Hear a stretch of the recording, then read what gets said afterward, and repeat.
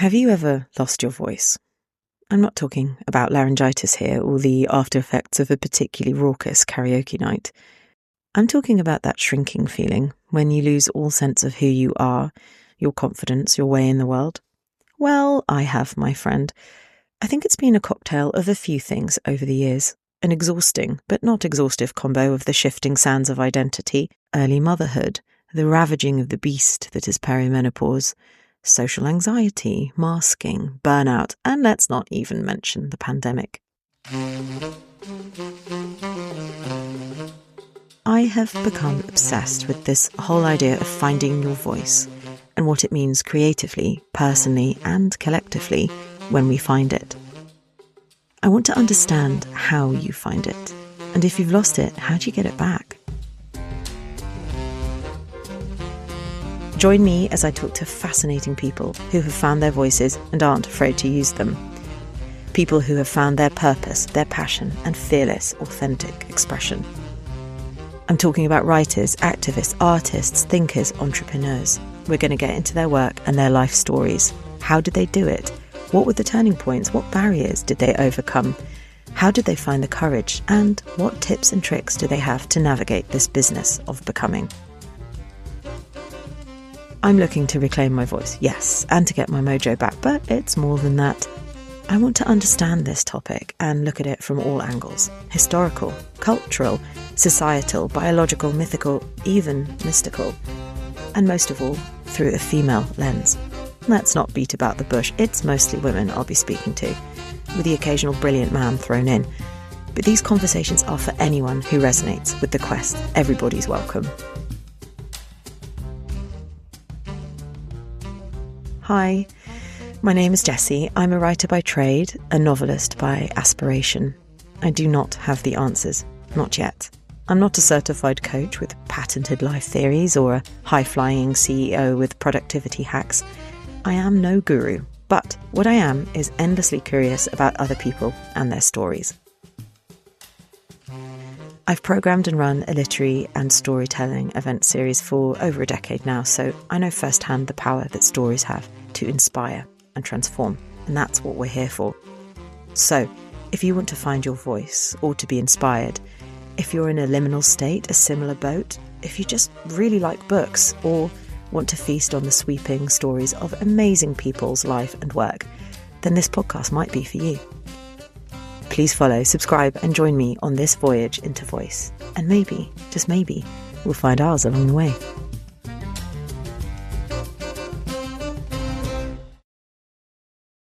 In today's episode, I'm speaking to the brilliant writer Lily Dunn about her latest book, Into Being, which explores the radical craft of memoir. I think memoir is pretty radical when done right. There's a lot of vulnerability and courage involved in sharing your story. Lily came to speak at one of my events last year, and I was really struck by her bravery. I think it was the first time she told her story on stage, and it was electric. She had just published her astonishing memoir, Sins of My Father, which tells the story of her father, who left their family to join a sex cult when Lily was very young. In it, Lily takes an unflinching look at how his addiction and narcissism fractured family dynamics and impacted her life. It's beautifully crafted and devastating. We talk about finding your voice as narrator, what memoir brings to the writer, as well as touching on themes of sexual abuse and grooming, so please take care if these subjects could be a trigger for you. I found it really fascinating, having read Sins of My Father, to have Lily's process demystified and Into Being, and to see just how long the process is. I started by asking her the role of an editor in shaping the story.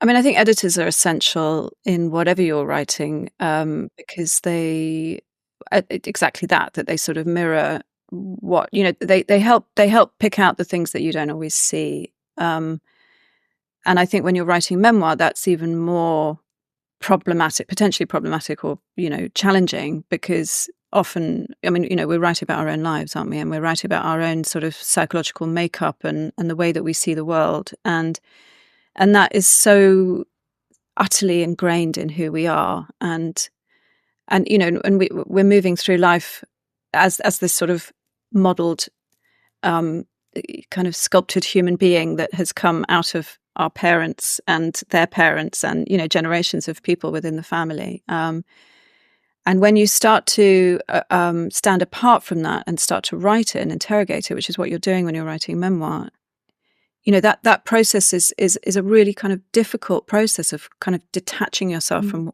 who you are, really, and being able to see it as story, see it viewed through a reader's mind, see it as its sort of archetypes or themes, or all of those things that you need to bring out in a book that works. And I mean, I compare it in Into Being a little bit like the sort of relationship you have with a therapist, because a therapist is there to help you articulate and understand the experience that you've gone through in order to overcome it in some way. If it's been a negative experience or it's affected your behavior or your relationships.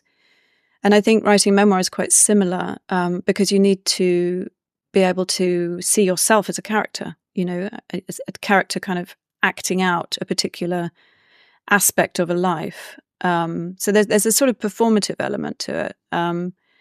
So I think what I discovered in my own process was that these relationships with trusted mentors were really essential. Just for, I mean, it can simply just be someone guiding you and holding your hand and encouraging you and saying, actually, you can do this. You have the means to write well and to create a compelling story. And I certainly needed that, I think, at various stages, because the other thing with memoir that's different from fiction is that your voice as the narrator, you are the main character for a start. So you have to characterize yourself, but you also need to, actually Marina Benjamin has a really nice term for it. She says it's sort of leaning into the narrative. It's you as the narrator need to find your voice in order to tell the story in a compelling way. And part of that is having an opinion about things, and thinking that people are actually interested in what your opinion is. Mm-hmm. So that for me was a definite kind of about building in confidence, I think, and building in authority to feel that actually what I felt about my life and the people in my life mattered, and that my reader wanted to learn from me. That was a very particular process that I had to go through. What was that process? How did you move from sort of, I wouldn't say feeling voiceless. So I as I have read your books, I think you did feel voiceless a lot, and kind of your needs were subsumed to your father's. So it was writing the Sins of My Father was a whole kind of exercise in finding your voice. But how did you grasp that sort of confidence? How did you find that authority within yourself? I think for me, it probably was a combination of it being part of the process of committing to the book over that period of time. So, and because I was doing a doctorate, I was studying for a PhD at the time, I was doing a lot of reading around my subject, and I was interested, the subject of addiction and narcissism and cults and all the things that go into Sins of My Father just started to kind of grow and blossom naturally in my reading, and in my research. Not so much. It wasn't just for the book; it was also for the PhD. It was for the critical essay. So I think the more I immersed myself in that world, and I had a genuine interest in learning about it, and my genuine interest in learning and reading was fueling my own understanding of myself and how I had been affected by this. I just sort of grew in confidence that I knew what I was talking about, I suppose, because I was started to get backed up by other people's theories and realized that it wasn't just me, this was actually a thing that lots of people, children of narcissistic personality parents, or parents who had been addicts to various things, had also experienced very much the sort of 70s generation. I connected with other children of cult members who had joined this sannyasin cult that my father was involved with. All of it just started to kind of give me that platform, I suppose, where I just felt actually, I really am onto something here, and this is an important book. But But I think the real tipping point for me was just going back to this mentoring, and actually to Marina Benjamin. It was when she read that final draft, because I wrote, it started as a series of essays, and then I sort of mashed up the essays, and because I wanted to find a timeline through the book. And so I did a second draft, which was chronological, but I lost that slight critical edge that the essays had. And then in the final draft, when I asked Marina to help me, it was her saying to me, you need to lean into the narrative. And it was like a penny dropped. And I was like, okay, this is the difference between just writing scenes like you do when you write a novel, where you're always told you need to do lots of showing and not telling, and writing narrative nonfiction, which is where you've got much more of a balance between showing and telling. And the telling actually is really a really important part of the storytelling, because it's you as narrator's reflective voice, finding meaning in the past. You look at those scenarios that you were in,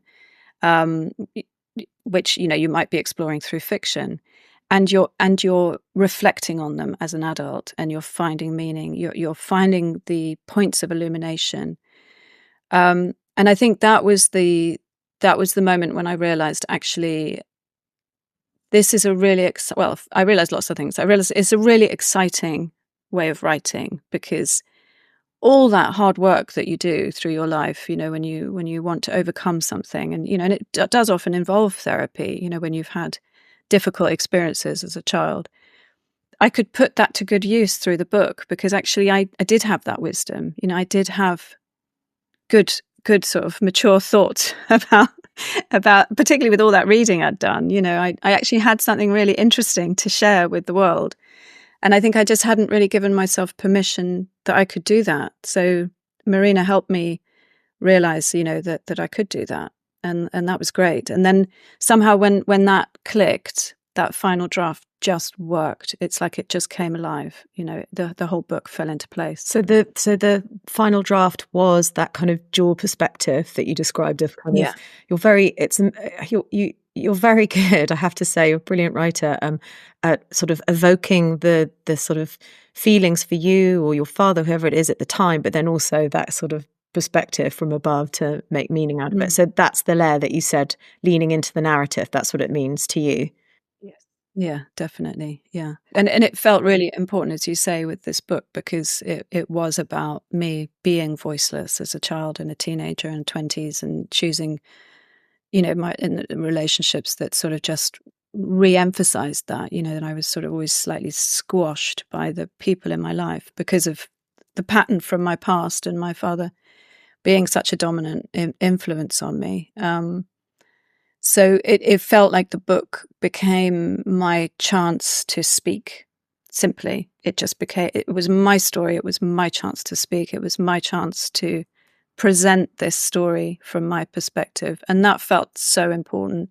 And I think that's where memoir is really strong, and it's often people with similar experiences to mine in various different scenarios. But, that's why they're often drawn to memoir, because they haven't had the chance to really be heard.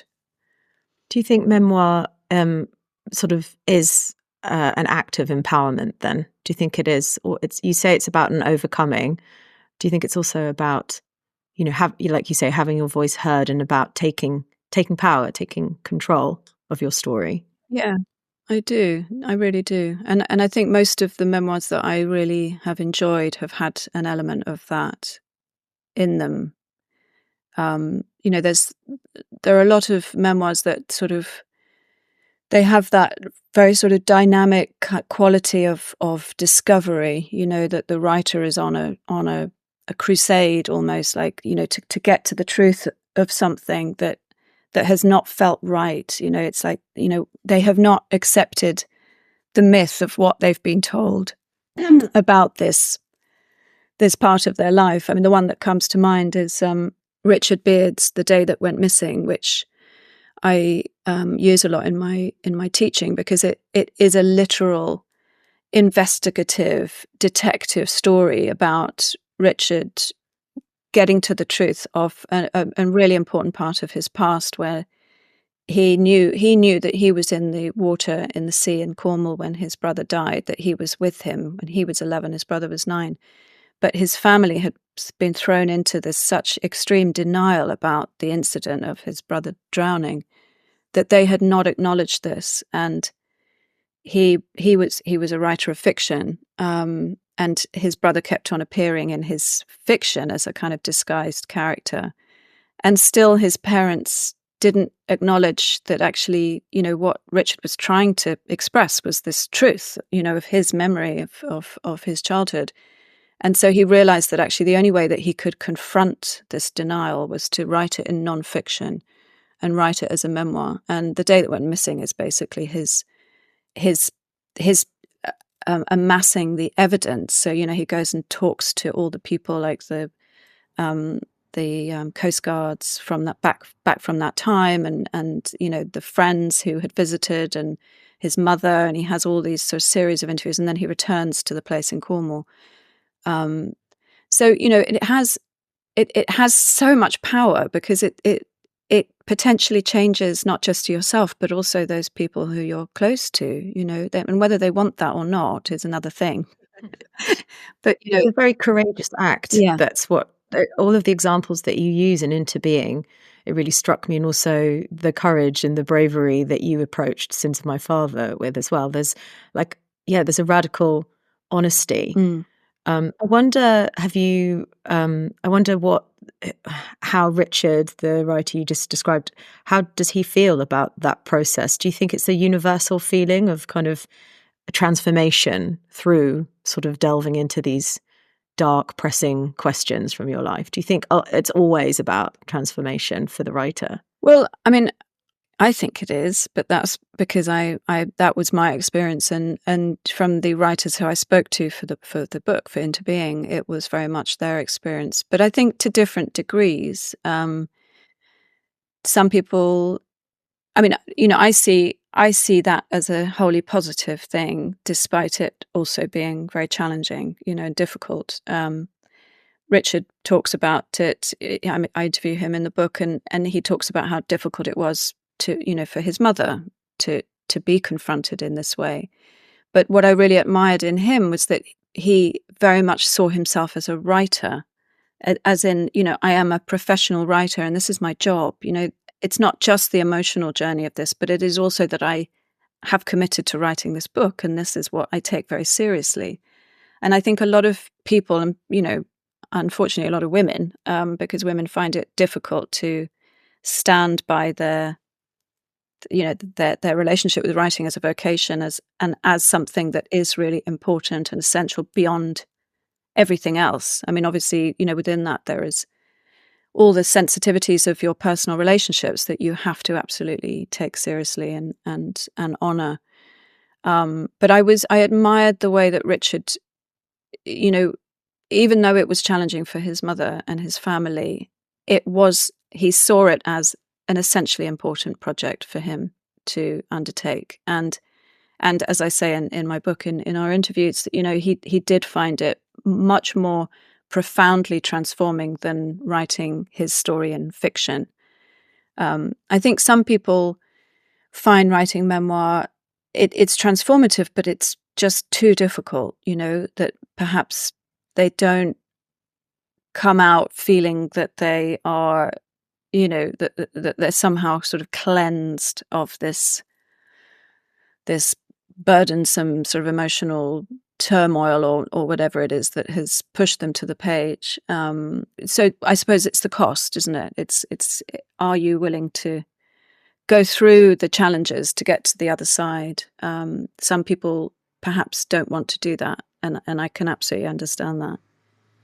It's a painful thing, and I wonder if maybe the difference between the writers that find transformation and those that don't are whether the former are able to really investigate sort of fearlessly and find that sort of dual perspective that you talk about, rather, because you make a distinction in Into Being between that and then just what memoir isn't is just, a series of events without kind of really fully understanding it.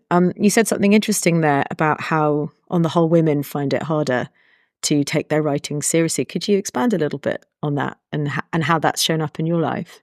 Well, I just think, I mean, I know it is a fact because most of the people who come on my courses and who I mentor are women, and probably the biggest obstacle for them for writing their memoirs is their fear of how it's going to hurt family members, which, I completely understand. And it is a very important thing to consider. And it's a valid fear.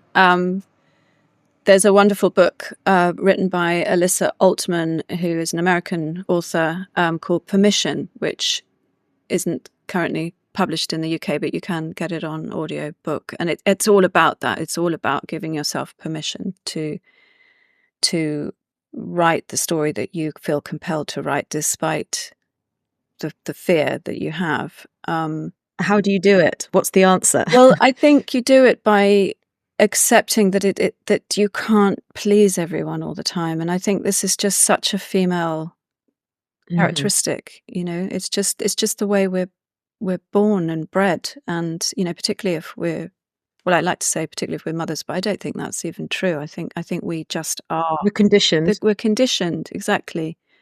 And so it feels very alien to put our needs, what appears to be our needs, above those of people that we love.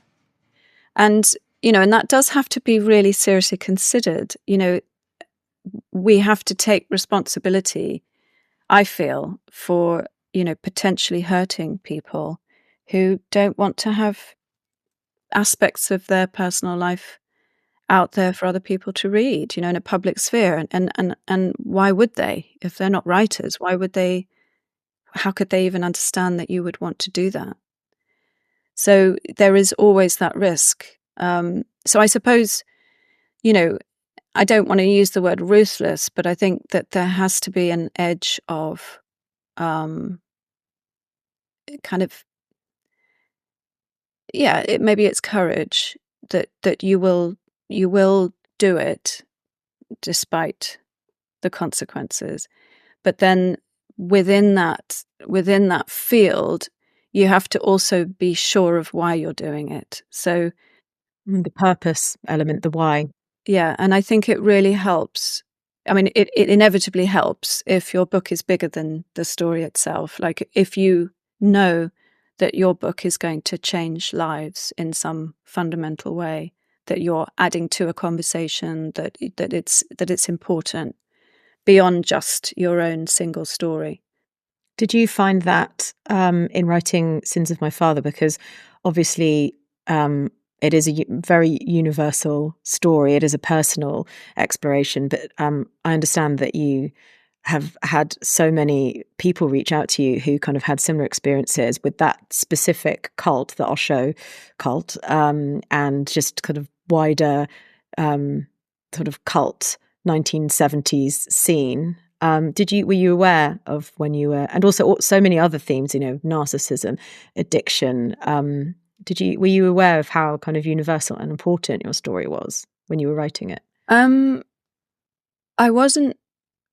I absolutely wasn't fully aware of it at the beginning. Although I knew that there was what became named as the dirty little secret, which within the community, which was that there was a lot of sexual abuse of young children and teenagers within this group that my dad was involved with. And I mean, I knew it personally because it had happened to me when I was a teenager and I was groomed. Well, I mean, as a child, I got unwanted attention from men in the communes when I visited my dad. And then was this in Oregon when that happened? I'm just trying to, because it sounds like when you were living in London, it sounds like there were kind of acolytes sort of this cult, or kind of there was a community, shall we say, but then also there was Oregon, which was established after India. Maybe it was as well. Could you just explain very briefly what the cult was? Yeah, my dad left us as a family in 1978 or 9 and joined the they were called the sannyasins. The Rajneeshis was another word for them, and they were a group of devotees to, his name at the time was Bhagwan Sri Rajneesh, and he had an ashram in India, in Pune. He later became Osho, and that's how he's known now, even though he's not alive anymore. So my dad left when I was 6, and he sort of disappeared and went to Pune for 6 months. And then when he came back, he went and lived in a place called Medina, which was down in Suffolk. And I spent my weekends at Medina with him when I was, sort of 7 or 8. It was there that I got kind of unwanted attention. Then when the group got too big for the ashram in Pune, they all moved to Oregon. And there's a documentary which was very successful on Netflix called Wild Country that people might have seen. And that's about the time. Well, it's about the ashram in Pune as well, but it's mostly about Oregon. So I never visited Pune or Oregon. My dad lived in Pune for a bit, on and off, and he visited Oregon, but he never lived there. But he established his own commune in Italy, because he was a businessman and he ran a publishing company, and he lived in this beautiful big villa in Tuscany, and people came and lived and worked with him there, and they were all sannyasins. So I spent my summers and some winters with my father in his house as a teenager. And it's there that I was groomed by one of his friends when I was 13.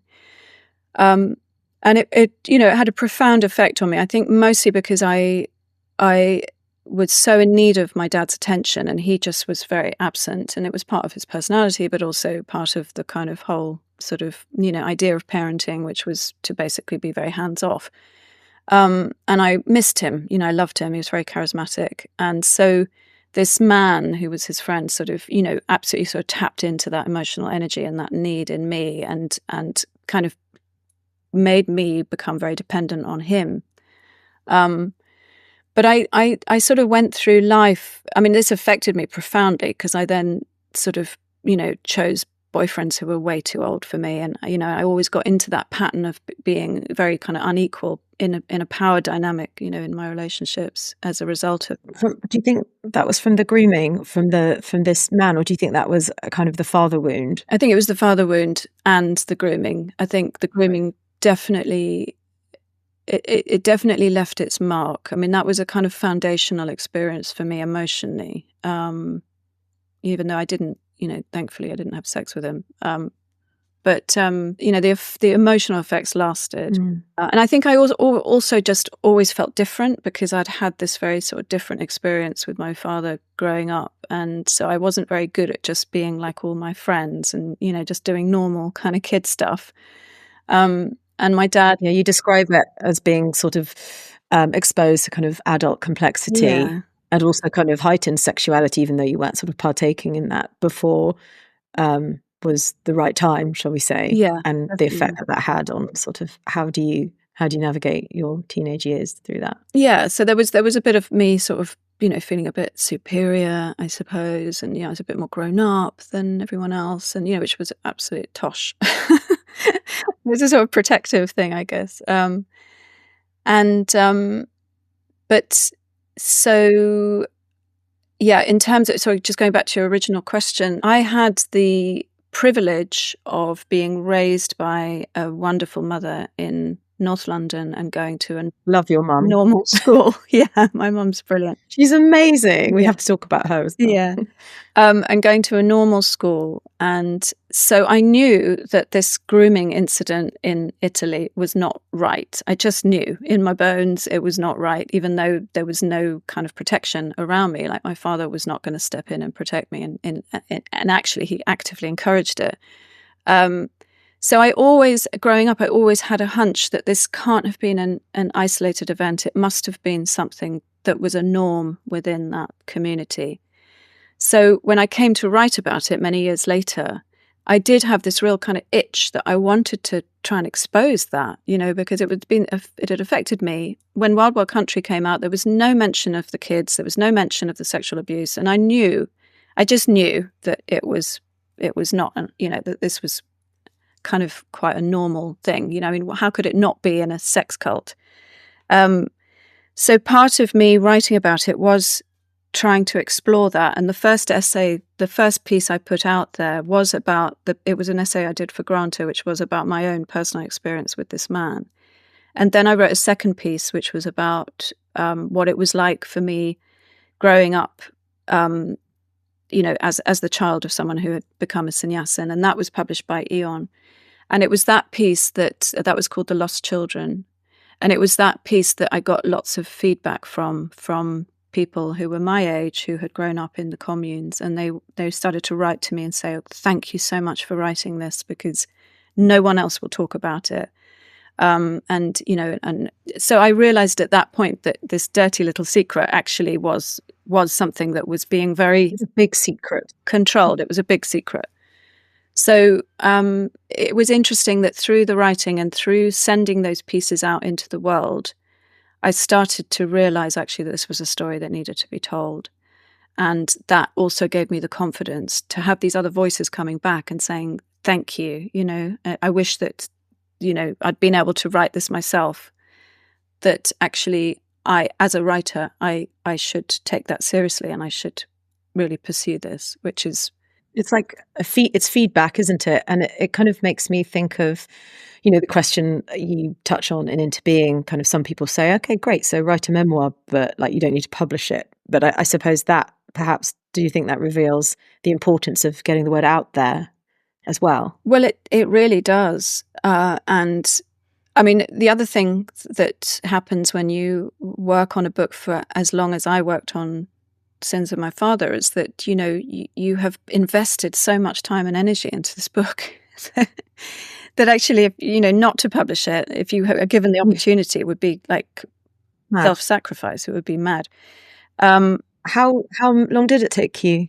Well, how long was the process? It probably took about 4 years, I guess, maybe a bit longer, but on and off, because I was writing those essays and then I'd return to it, and and I was working and doing all sorts of other things. So yeah, it took quite a long time. But yeah, I mean, just going back to that thing of kind of why publish it. I mean, this Sins of My Father led to a documentary, because me and my friend Marusha, who did grow up in the communes, we developed and pitched a documentary in answer to Wild Wild Country. So it was about the young people's experience growing up in the communes, and that Marusha made, and ITV picked it up and she made it, and it got shortlisted for or longlisted, I think, for the BAFTAs. So it's done amazingly well, and it's also got those stories out there. So I'm not saying that my book, that wouldn't have happened without my book, but my book certainly added to the conversation, and it got that rolling. It helped with that development. Yeah, absolutely. You're so vulnerable in some ways, aren't you, when you're kind of speaking your truth, but also you're so powerful at the same time. You're kind of, what does it feel like to have a memoir like that out, or all of this information? How do you feel about being seen in that way, having that level of visibility? Yeah, I mean, I get asked this question a lot, and I think this is also part of the power of memoir, which I write about in Into Being, that through the process of writing and researching and crafting your work, it's a process of separation. It's a process of detachment, because the more you sit with something and the more you create story from it, the more you craft it into something beautiful and aesthetic and something like a gift, you can give it to the world. It becomes an artwork, doesn't it? It becomes something separate from you.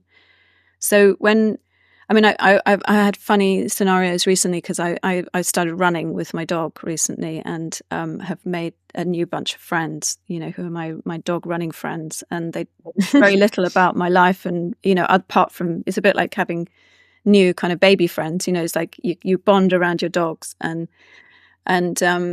slowly they've all been reading my memoir. And it's really bizarre, because it's kind of like, they sort of say, but this happened to you, and this, and and how do you feel about us knowing about this? And I'm like, well, I feel fine about it because it happened years ago, and I wrote a book about it, and now it's out in the world, and I don't really identify with it anymore, and it's a story. I mean, yes, it's my life, but it's a story.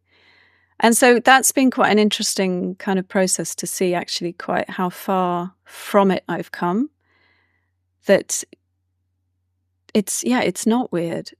It really helped to have those essays out initially, because that those were the difficult points, was putting those essays out into the world, like before anyone knew about this stuff. And I think you can build up a whole load of vulnerability about exposure and, oh my God, what are people going to think of me, and etc. And then you realize actually that people don't judge you, and they don't, it's not, it's unusual, but it's not that unusual. And actually it becomes an act of generosity. It becomes an act of sharing. It becomes a way to help other people access difficult things in themselves. So, the positive response is far greater than the negative. Yeah, you kind of touch on that in Into Being. I feel like perhaps memoirists are sometimes charged with being sort of self-obsessed, for example, but I do think it's the complete opposite, because it is the kind of finding the universal in the deeply personal. Yeah. And then it is an act of generosity, because so you can understand so much about your own life. I was just thinking about the kind of section in Sins of My Father about kind of, I don't know if this is correct, but I see it as your kind of not sort of lost 20s, but that period of time in your 20s, when I think it was at your 20s, when you're having like strings of sort of slightly toxic relationships and inappropriate boyfriends, and you're trying to find yourself, and friendship problems. I mean, it's so relatable. Just even that like little nugget. Going out clubbing. So I do think it's an act of generosity. So can we talk about the sort of effect on family and also your brilliant mum? How has the process of writing Sins of My Father, how has that kind of like affected your family dynamics? Has it affected it at all, or have you deepened your relationship with any of your family members through it, would you say? I think I've definitely deepened my relationship with family members. I think it wasn't easy.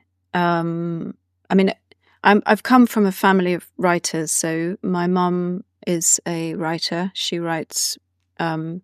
She now writes Regency romance, but her whole career she was a biographer. So I grew up in a house of writers. My dad was a writer. He was a publisher. My brother has gone into. He's always been in publishing, and he's now an agent. So I'm really lucky in that I live. That it's just and I've always written. So and I've always written from personal experience. So even when I wrote fiction, it was based on personal experience. So there was no surprises.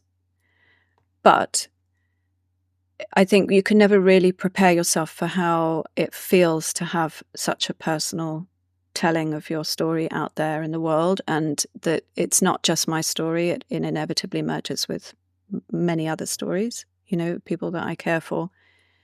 So that aspect was really tricky, and it was sort of surprisingly tricky when the book came out. It wasn't difficult with my mum, because she was very much part of the process of writing the book. Like, I had multiple conversations with her. She read drafts of it as we went along. I was really reliant on a lot of her memories and, stories from before I was born and from when I was a child, and her relationship with my dad. And she was also very generous in allowing me to do what I needed to do. She did say to me after it was published that she would have found it more difficult, I think, if it hadn't have been such a beautifully written book. That sort of good prose, beautiful writing begs for forgiveness. That's a quote that I think it's Philip Lopate or someone who writes that, and I really believe that. I think if you create something beautiful and you really spend a lot of time and care on it, people will forgive you for that. they can feel the kind of care and the intention that you put into it, perhaps, that you're Exactly. crafting it, that you're treating it with respect. It's not like a throwaway sensationalist sort of piece of writing. Absolutely. And I think that that extends to the way that I wrote about my father as well, because, I was exposing his sins, if you want to call it that, which, I'm not religious, but that sort of taps into the title. Um, and yet I kept hold of my love for him through the whole book, and I write him, I hope, and I've been told this, with a lot of compassion and understanding. And With such a sympathetic portrayal, but showing kind of all of his great qualities. You go back to his childhood to make sense of kind of where. So the question is how could it have ended like this, and then you kind of go back to look at the kind of psychological origins of him. It's really, really moving, and yeah, that really does come across, your love for him, yeah, as well as it's the light and the dark, isn't it? yeah. So, in answer to your question, I'd say that it has made the bonds stronger, but it was we certainly had difficult periods after publication, just of navigating the kind of complex feelings that came up amongst certain members of my family. And not everybody has read the book. People have chosen not to read it, and that's absolutely fine. There's no it's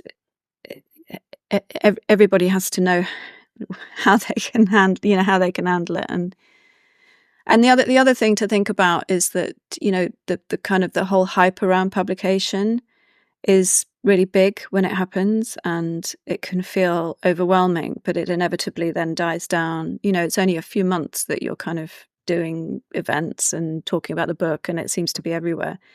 And after that, it just becomes another book on the bookshelf, and you move on. So, How did it feel to you when the Sins of My Father was published? it How was did you feel? I kind of went a bit mad, I think, for a few weeks. Just in the pre-publication, I think I was quite anxious about it, and then when it came out, I felt slightly dissociated. I did go slightly balmy for a bit. Um, I hi, guess you're a character. It's like what you were saying, you're detached from it. It's your life, but then you are kind of almost like a character in a story as well. I can imagine that must have been a bit sort of It disorienting. was a bit weird, yeah. And I think also that, it felt like it was a long time coming as well, because I had a novel published a long time ago, when in my sort of early 30s, and then I had a big patch where I was writing novels, but I wasn't managing to get them published. It was when my children were very young. And so I sort of had fallen off the publishing ladder for a bit. So when this book was picked up very quickly, and it took me a long time to write it, but there was a lot of hype around it, and I think that felt quite nerve-wracking as well, because there was a sort of expectation, I suppose. But it's all hype at the end of the day. I mean, it's wonderful to get published, but you are the kind of, you're the exciting book and the exciting author for that period of time, and then inevitably someone else steps in your place, and that becomes quite a relief. Step out of the limelight Yeah. for a bit. Yeah. That's an interesting kind of other layer where you mentioned that about how, kind of you weren't published for a few years when your children were little, because obviously I'm really obsessed with the whole idea of finding your voice, and you touch on that explicitly in Into Being. I was saying to you earlier, I was kind of furiously underlining bits, but also I suppose, the process of writing this book, you found your voice, and you describe it, how when you finally found it, it was such a magical moment. But then also, I guess, in terms of you're also, you refound your voice as a writer, and sort of kind of public, wide acclaim. That must have been quite a satisfying layer to it as well. It was amazing, and I think also that was to do with finding a form of writing that sat comfortably with me as well. And I think I write about that in Into Being, that, because I was a journal writer all through my childhood. I started writing diaries when I was really young, and all through my teenage years. And, and then I naturally segued into novel writing because that's what everyone did in those days. I did an MA and novel was an option. There was not an option for memoir because it just wasn't really a thing, even though I was reading memoirs, but not really realizing that they were memoirs. Some of my favorite books were memoirs. But I didn't really think of them as memoirs. I thought of them as novels, which I think a lot of people do. A lot of people don't understand that differentiation. So I think when I started writing creative nonfiction, and actually it was Julia Bell who pointed this out when I was doing my PhD. She just said, it sits more comfortably for you, that, you're finding yourself more, you've got more power in this form of writing. And I think that we all have our superpower in our writing, in that, whether we're particularly good at writing fiction or nonfiction. And it sat more comfortably for me, I think, because of that past of journal writing, that I had always written about my feelings. It was important to tap into my wisdom, I used my journal writing as a form of self-soothing as well. And so to then sort of move into the more psychoanalytic sort of realm of writing memoir, and reflective memoir felt natural to me. So I think it was also finding that felt right. And then it felt right that was then recognized and appreciated. So earlier you just kind of described your voice as perhaps kind of psychoanalytical as part of it. What do you think your voice is like, and how do you define voice as well? Well, it's not really psychoanalytical because I'm not a trained psychoanalyst or therapist, but I suppose very self-aware, and I was really struck by kind of, there's so much symbolism in your book and sort of Jungian sort of archetypes, and also I don't know, mythical references to Narcissus and Echo. Like, I really loved that layer in your book. Yeah, I mean, I think that was just I was in psychoanalysis. I did go to a Jungian psychotherapist for a good sort of 2 or 3 years when I was going through a marriage separation, and that was very, very life-changing for me. It really helped me enormously to sort of understand myself better and understand the influence of my dad. And so all of that fed into the writing of the book. And I do say this to my students often, that actually I think a good therapist alongside writing a memoir can be hugely beneficial for you to find your voice, but also to be able to kind of, objectify and storify your life. Because there is something quite similar to the process, I think.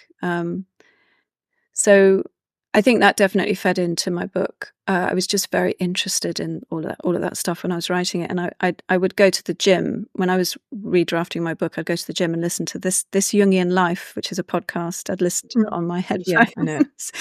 And so I'd sort of think, oh yeah, so I'll choose a certain topic, and then they'd be telling me all about and of course, because a lot of that refers to myths as well. That Jungian psychoanalysis is very into storytelling and myths. So I drew a lot of inspiration from that as well at that time. So I think it's just one of those wonderful things. It's when you're immersed in a subject, you kind of see it everywhere, don't you? There's so much opportunity to expand your knowledge about something. And I really enjoyed that. Synchronicity, as Jung might say. Yeah, synchronicity, exactly. Yeah. So what do you think voice is? How do you define voice? Well, I suppose your voice is your personality, really. I mean, it's part of, like, when you're meeting someone for the first time, that you get their personality through their mannerisms and their voice and what you see and what you hear. And writing is an extension of that, but it's just a different way of articulating the voice or the personality or the inner being. It's your inner being on the page. In memoir, I mean, obviously in fiction it's different because it's a contrived voice of a character. So there's a lot more space to model and manipulate that voice to be a character that you want to project in your story. But when it's memoir, it's essentially you or an aspect of you. I mean, Vivian Gornick, who's a brilliant writer, she wrote a book called The Situation and the Story, which is about memoir and personal narrative. And she talks about the persona. The personal narrator adopts a persona, which I suppose it's the medium between the person, the actual person, and the story. And I think that can be quite helpful because it's not actually you. It's who you choose to project to tell that story. And I think that thought can also be quite liberating for someone who's struggling over memoir and struggling over questions of exposure, because you can adapt your voice. You can adapt it, not as much as in fiction, but you can certainly. There is a performative aspect of it. If you're chasing a particular emotion or a particular sort of state, a particular message that you're trying to put across in a particular chapter, you can manipulate that voice to kind of display that emotion. So do you think your next book, if say you were to, I hope you're going to write another memoir or explore a different topic, do you think your voice would be different then? Or do you think there's like a kind of an intrinsic quality, but then, as you say, the persona slightly changes? Do you imagine it would be a different approach next time? A really good question to ask, because actually that makes me reflect on what I've just said about the persona, because I think there is that performative aspect, but you're also straddling a very fine line between authenticity and characterization, aren't you, when you're writing memoir? And I think what people respond to mostly is the inner voice. It's the inner. It's when you touch on that kind of inner nerve of being. And I write quite a lot on my Substack from that inner place. I have, often behind a paywall when it's that really much more kind of personal stuff. And it's quite interesting to see the reader's response to that when you write very unselfconsciously, and you kind of you go into that very sort of internal, deeper place in yourself. And what's the difference between other writing that you've noticed? What have you observed from how they respond? Well, I think I definitely tapped into that in Sins of My Father. I think that it has a lot of that inner writer in it. And I think, when you're crafting the book, I suppose you're just aware of where you want to have that sort of deep emotional impact.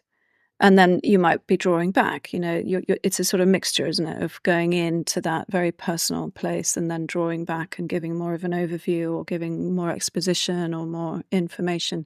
I think it's truth. The truth, yeah.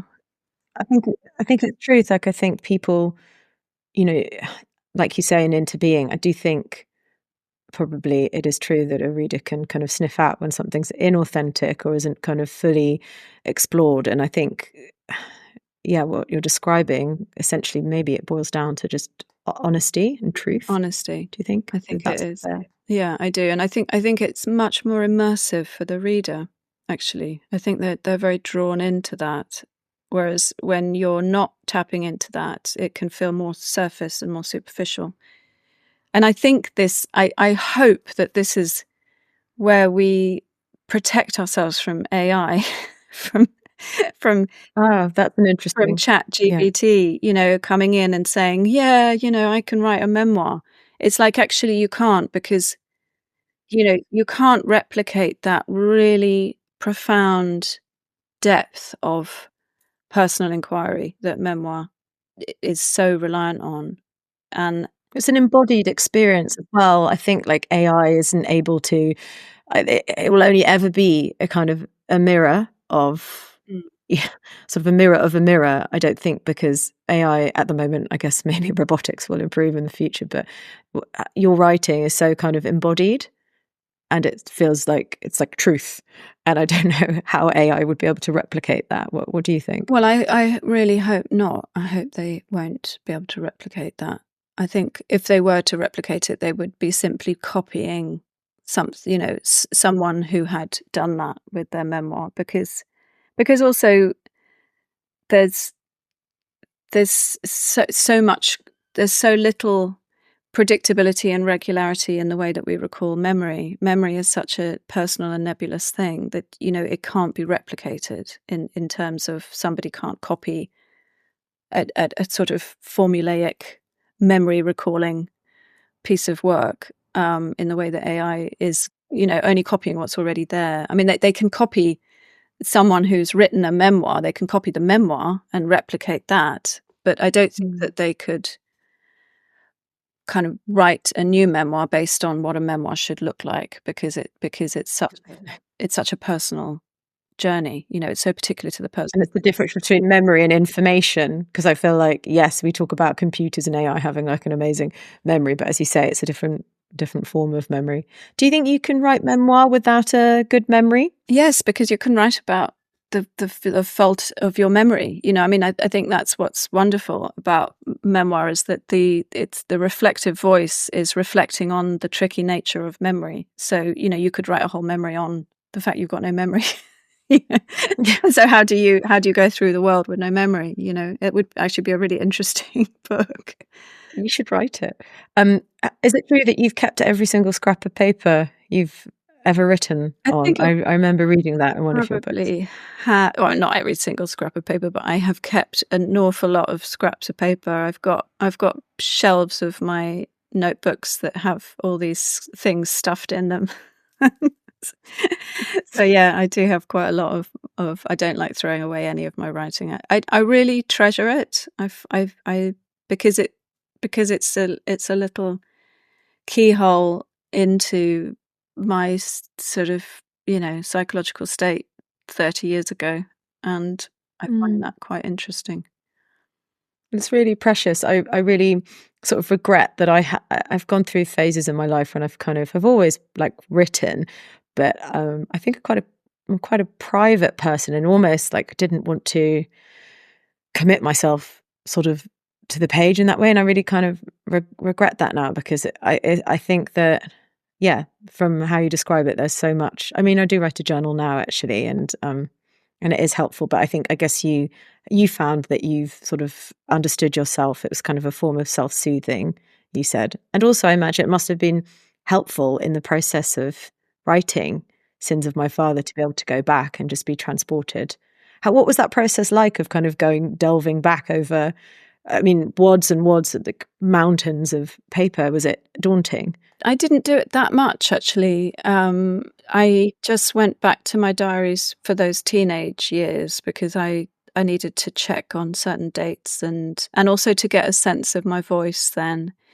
But there's a project that I'm thinking about getting involved with next, which is Richard Beard. Richard Beard has is doing an online memoir project at the moment, which is called the Universal Turing Machine, which is basically a chessboard. He's written a memoir, which is 1,000 words per year of his life, which is on this software on the computer, which is a chessboard. So you can kind of click on various different years. And so the memories don't necessarily connect chronologically, but they form a unity, whichever way you decide to read the memoir. And he's doing it as a collaborative project, as a kind of defense against AI. And I'm thinking of maybe sort of getting involved with that. And I was thinking, okay, so how could I write a chronological memoir which would be solely about me, not about my father? And actually then I realized that I've got all this material. I haven't got my diaries from when I was born, obviously. I've got it from kind of when I was 8 years old. So I do have that research. I have that to return to. So I could potentially do it, and just be reminded of different things, that happened different years. So I think that's quite a nice challenge to do. So yeah. Yeah, that sounds brilliant. I really do hope that you do that. There's some really powerful moments in Sins of My Father that I think sort of really reveal the power of writing and reclaiming your voice, and therein the power of the written word. Actually, they kind of mirror the memoir writing process in a way, because one of them is when you write to the person who groomed you, who came on Facebook, and you tell him exactly what he did and to stay away. How did that feel? Oh, it felt like a real closure, yeah. Yeah, 'cause he contacted me. I was actually on holiday with my mum down in Cornwall. I think it was, I don't know, quite a long time ago. It was probably like 15 years ago or so. And I got this message from him on via Facebook, and I hadn't had any contact with him since I was a teenager. And he said something about how he knew that I had written him into my novel. And it was just a sort of ego stroking kind of, like he was really sort of touched that I had written him into my novel. And then suggested, yeah, then suggested that we meet up for a coffee, and implied that he knew where I lived, because he mentioned my sort of local cafe. And I was so taken aback. And thankfully, I was with my mum. I mean, it was just like all this sort of rush of emotion. And she just said, really cleanly, she just said, just reply to him and tell him that, you never want to hear from him again. And I did. And I named it. I think for the first time, I named what had happened. And I said, you groomed me. What you did was wrong. It was illegal. And if you ever contact me again, I'll go to the police. And yeah, it was just an amazing opportunity to kind of just absolutely put a stop to that. And we were, I mean, he knew about Sins of My Father, and he read it because I heard about it through other people. And I could have had contact with him through that whole period, but I think because I had closed the door on him there and then, it just made it so much easier to not go back into that space again. So yeah, it was very liberating. There's so many kind of amazing scenes and moments. And the other one that I thought was so revealing, sort of your mum's character, and also the kind of difference between your father never taking accountability. Oh, your emotions, that's your problem kind of thing, nothing to do with me. And then you describe how after you see the antenatal teacher who your father had an affair with, who was a really close, almost sisterly sort of figure in your mother's life, I thought it was so remarkable that your mum then stepped up and basically said, I need to let her know that I know, so that this isn't visited on my daughter. I thought that was really powerful. And in that moment, she's also taking her power back. Yeah. What do you think about that whole? Well, that was such a moment of synchronicity. I mean, that was just crazy, So there I was, pregnant with my first child, and living in Hackney, and this woman's name was presented to me as an NCT teacher. And all that history came flooding back, that, she had been a friend of my mum. She'd been my mum's NCT teacher when she was pregnant with me, and my dad had had an affair with her. And I was really upset by it. I was kind of surprised by my feelings, but I think for the first time I really felt my mum's vulnerability and what she must have felt at that time, being heavily pregnant with me. And I actually went to this woman's house because she had a screening of a film showing from her house, and my midwife was there. And I went into her house and met her for the first time since I was a child. And I was overwhelmed with sort of almost like this internal sort of panic. It was like a sort of post-traumatic stress sort of response. And I think my mum was just really taken aback by the power of that it still had an effect on me. And so she felt that by sending a letter to this woman, that she would be also protecting me, that she was, again, just putting a stop to it and saying, I know what happened. Because she hadn't had an opportunity to do that when it had happened all those years ago. So that felt really important, and it felt important for her, and it also felt important for me. I think my mum said, I think she said that she felt she needed to take the responsibility for that. She needed to take that away from me, so I didn't have to hold it, which I thought was amazing, actually. So yeah, that was kind of between me and her, really, in a way. So yeah.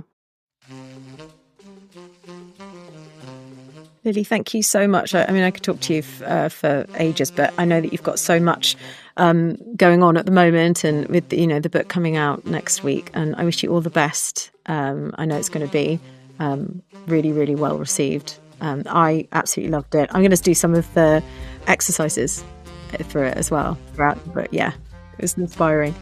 Well, thank you, Jessie.